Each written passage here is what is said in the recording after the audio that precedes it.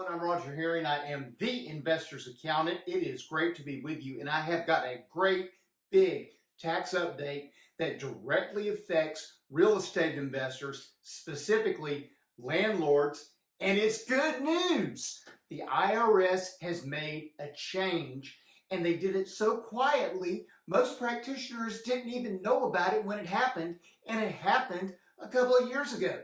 So this affects cost segregation and 1031 exchanges. So let me explain what those two things are. First, a 1031 exchange allows you to sell a property and buy a like-kind property and not recognize any capital gains. You can roll the proceeds into the new property, trade up to a like-kind property. You don't pay any taxes on it.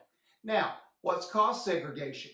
I call it the ultimate depreciation strategy, because what we do when we buy a property, that house has got 5, 7, and 15-year items in it, like land improvements and windows and window frames and doors and door frames and fixtures and cabinets and countertops, things that don't have a 27.5-year life.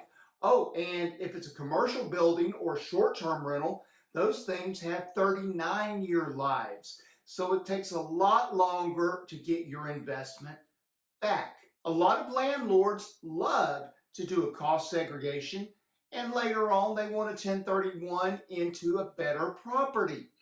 The problem is, when the law changed back in 2018, the IRS said, okay, when you do a cost seg, you're no longer going to have real property, it's personal property.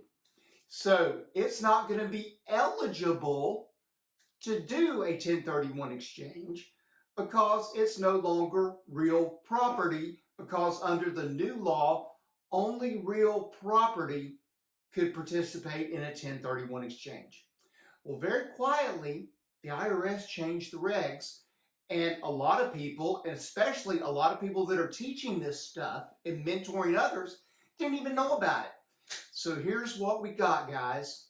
Now, anything that the state considers to be real property, the IRS is going to consider to be real property and allow it in a 1031 exchange with some caveats. Always going to be caveats.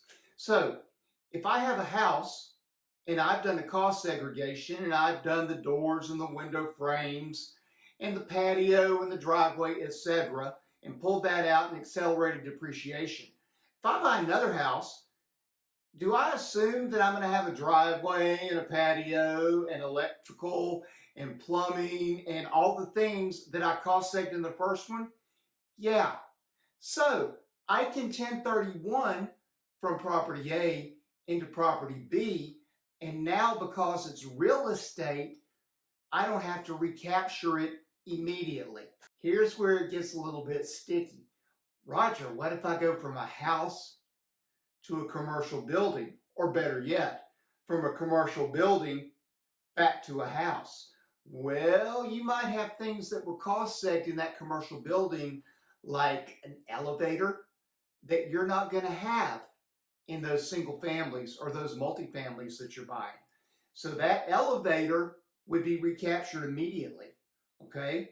There's also a thing about specialty items. My favorite example of this is, let's say you have a short-term rental and you installed a spa and a pool. Pretty common.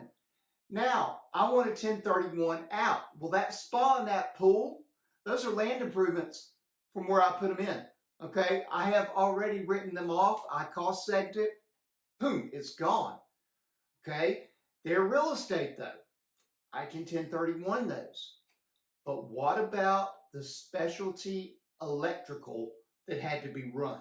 What about the pool pump and the equipment? What about the additional water lines that had to be run? Those are all considered specialty items, and they're going to get recaptured immediately. I know this is kind of sort of confusing. That's why you need to consult with someone that is an expert in real estate tax. Just don't go to your local CPA that does maybe 2 or 3 real estate returns a year, you need to seek out someone that specializes in this. And hey, we'd love to talk to you. You can call us and we'll be happy to do a discovery call, but seek advice. All right, I hope you enjoyed this good news update. Until the next time, Roger out.